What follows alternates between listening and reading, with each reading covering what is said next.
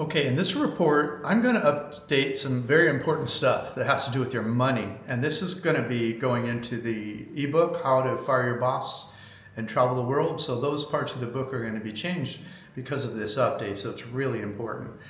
So in this report, I'll share an expat's banking secret and identity theft update. Listen all the way to the end of this video if you're living overseas already or planning on living overseas, and you want to maintain access to your money and you want to avoid identity theft. I'll also give an update about Skype, which is being discontinued, and Google Voice, a voice over IP service, which does not reliably receive banking authentication codes for new people, although some of you are still being able to use it for that purpose. Changes to banking two-factor authentication. Online security experts have been getting louder and louder, suggesting that we should all upgrade our online banking security, whether we live in our home country or we've moved overseas. For a decade, many banks and financial institutions have been requiring customers to set up two-factor authentication in order to access online accounts. That is not new.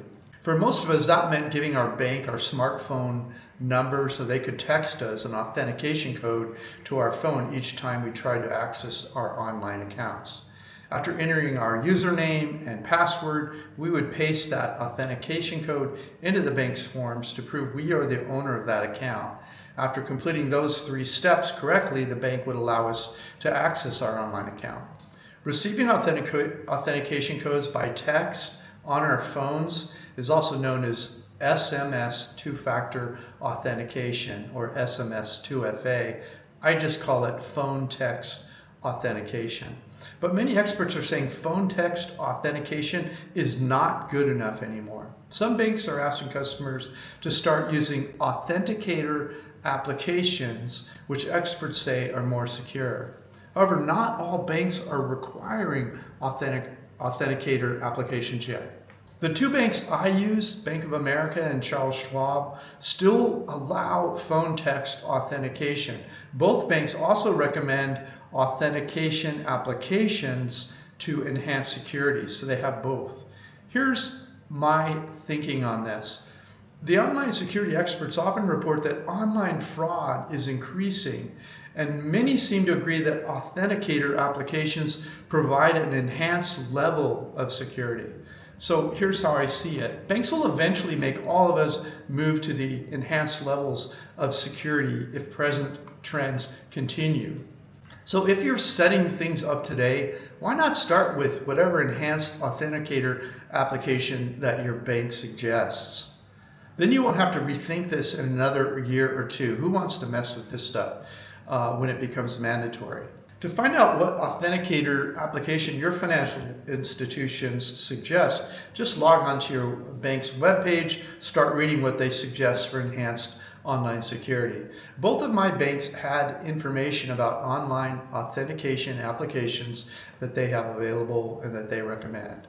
If they allow you to keep your phone text authentication and add an authenticator application, I would do both for now. Only later would I consider removing my phone text authentication when the banks start suggesting it. That way you have a backup authentication if needed. One final thought on this, and then I will talk about Skype, Google Voice, passkeys, and identity theft. Banking change rule. Make changes and test the authenticator application before you leave your home country. It is better to set up online banking or make changes to existing online banking when you're in your home country. So if you're moving overseas, set up all forms of financial online account access well before you leave your home country and test it extensively before leaving. Because if something goes wrong, you'll be able to walk into the bank or financial institution with your identification and prove who you are. Overseas rule. If it ain't broke, don't fix it. If you're already living outside your home country and your bank is in your home country, if possible, wait until your next visit home to make online changes. If your online access already works, I suggest waiting until your next visit home. That way, if something goes wrong, you can walk into the bank while you're visiting and show them your identification. Okay, let's talk about Skype. 18 years ago, when I left the United States and started living overseas, I used Skype to text or call people in the US, family, friends, and business calls, everything. From my laptop on my smartphone, I could call or text any number in the US for almost free. But over the last 10 years, I haven't used Skype more than 3 or 4 times per year. Well, I guess I'm not alone. Skype is going out of business. If you have a Skype, log into your Skype account and decide whether to download your contacts or move your Skype data over to Microsoft Teams by May 5th, 2025. Go to your Skype account for more details about that. Why did I quit using Skype so much? WhatsApp, Google Voice, other applications that you can download to your phone in various countries, and you can text and talk to people for free. And so really I've only was only using Skype to call my bank, which I'll talk about more in a minute. So with Skype ending soon, how will I make those calls and texts from all over the world to both the US and other foreign countries, like to my bank when I want to talk to my bank about something, or I want to make it just a business call? It's not a friend I have on WhatsApp or Google Voice already. My first thought was to use Google Voice, but for new people, it has problems. Why Google Voice is no longer the answer? I got Google Voice a very long time ago. I can still use Google Voice for phone text authentication at both of my banks. Somehow financial verification systems in the US still let me use my Google Voice number to do phone text authentication, but that does not work for most people anymore. US banks and financial institutions only allow phone text authentication codes to be sent to US cellular providers, but not to voice over IP providers. Google Voice is a voice over IP provider, so banks refuse to send phone text authentication codes to Google Voice phone numbers. But since I ported my T-Mobile account to Google Voice so long ago, my Google Voice number shows up in the verification searches as a US cellular provider. So Google Voice still works for me so far, but that could end at any time. Many banks will not accept or make customer service calls to voice over IP phone numbers. So Google Voice is not a solution for banking communications for new people and could end for me at any time. So Google Voice is not a solution anymore for your financial transactions that are watching and stopping voice over IP calls. So I've been reading and have a couple of suggestions for you from my research. But first, is Google Voice still good for anything? Yes, you can still use Google Voice in the browser of your computer or on your phone to receive and send calls and texts to US and Canadian numbers for free, so long as you have a Wi-Fi access to your phone. You can also add money to Google Voice to make international calls anywhere in the world, so long as they're not blocking voice over IP calls like some banks do. So Google Voice is still useful, but it doesn't solve all the problems for new expats. So here are 2 choices I have learned about over the last few weeks since I learned that Skype is ending. After I share these 2 solutions, I will share 2 additional very important changes that you must be aware of if you want to avoid hackers trying to steal your identity. Okay, the 2 choices. Just to clarify, experts are suggesting that you use enhanced security such as authenticator applications instead of phone text authentication. But if your bank is not recommending any specific authenticator applications, but it's instead recommending phone text authentication, here are the 2 choices that I have read online about. So what was I looking for when I found these 2 solutions that I would use today if I were starting over? So here are the 3 main requirements I was looking for in my research.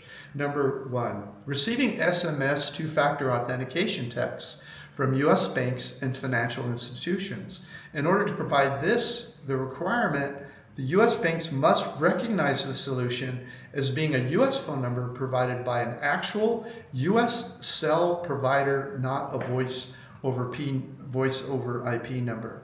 Second requirement, allows live voice telephone communications with U.S. banks and financial institutions. U.S. banks must recognize the number you're using as from a U.S. cell provider and not a voice over IP number. So they'll receive your customer service calls and call you back when necessary. And the third one, allow making and receiving texts and phone calls from anywhere in the world. In order to provide this requirement, there must be a way to add money to the service provider to make international calls over what's called Wi-Fi calling. Even in the US and Canada, the calls can be free, but you want that one solution to do worldwide and to be recognized as a US cell provider. Obviously, this doesn't apply to foreign countries. This is for the US banks. With those requirements in mind, here are the two potential solutions I found.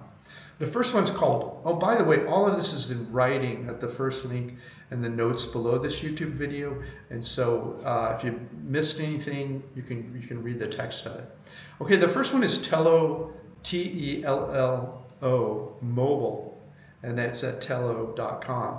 I would pick this solution over the following one that I'll discuss because they advertise that you can set it up while overseas. But does Tello provide all three of the requirements I need? And the answer seems to be yes.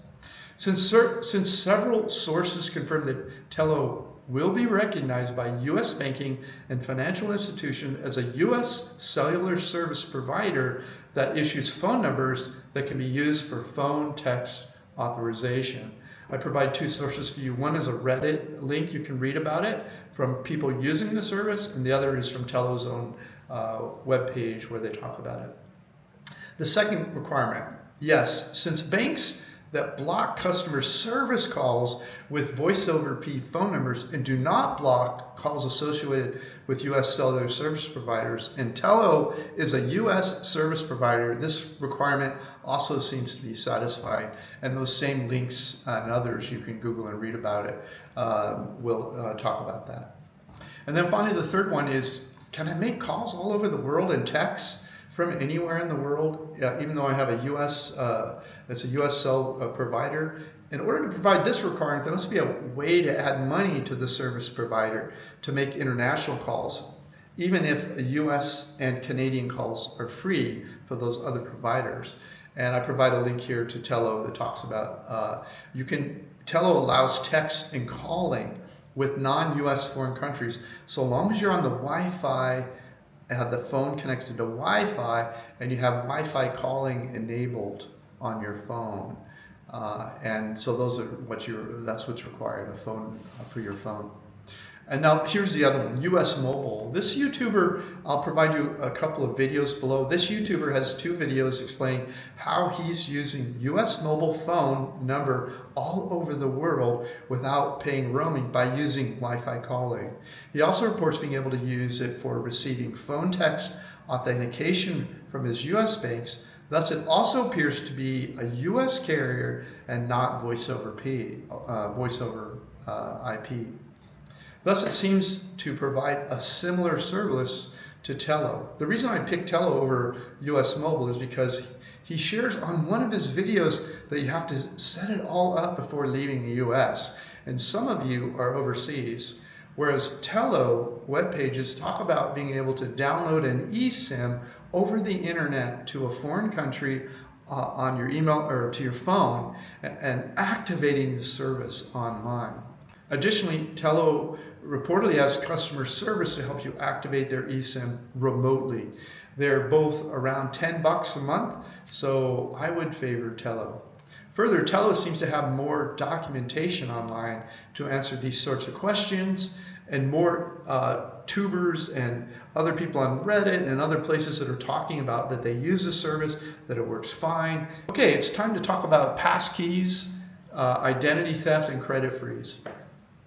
So passkeys, when all three of the tech giants start pushing a security feature, that catches my attention. So Google, Apple, Microsoft are all pushing for passkeys as a more secure and convenient alternative to passwords, aiming to replace passwords with biometric authentication.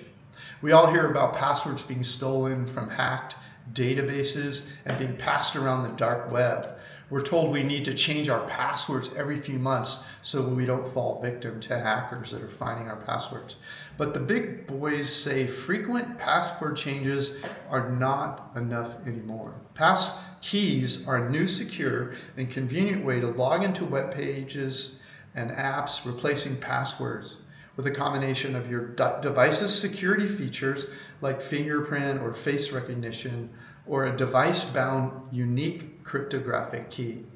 So if you switch out your passwords for pass keys and you use the authentication applications I discussed above that your banks are recommending, there's a good chance that you'll die of old age before hackers can get to your money. Otherwise, you're just gambling with your money.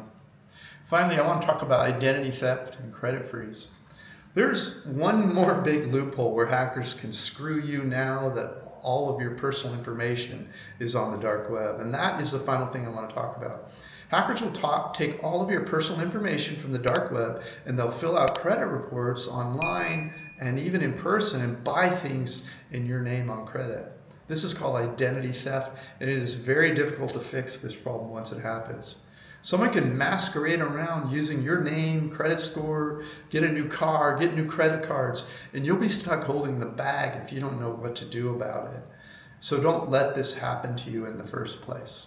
So once you have set up all of your banking in your home country, and you have 2 banks, 2 sets of ATM cards, and 2 sets of credit cards that I talk about in my free ebook, How to Fire Your Boss and Travel the World, then you need to set up what's called a credit freeze. That way nobody can get credit in your name without the unfreeze codes that the credit bureaus will give you. Then the hackers will just have to move along to the next sucker that doesn't know about credit freeze. Just contact all 3 credit bureaus in the US, tell them to freeze your credit until further notice. Experian, Equifax, and TransUnion. Just Google it. They each have a way for you to do that without much trouble. And that's it for today. And these updates will be appearing in my How to Fire Your Boss and Travel the World in the next few weeks. Look for them in there, but you can also click the first link in the notes below this YouTube video and get any of the references that I talked about. Thanks for watching. Have a great weekend.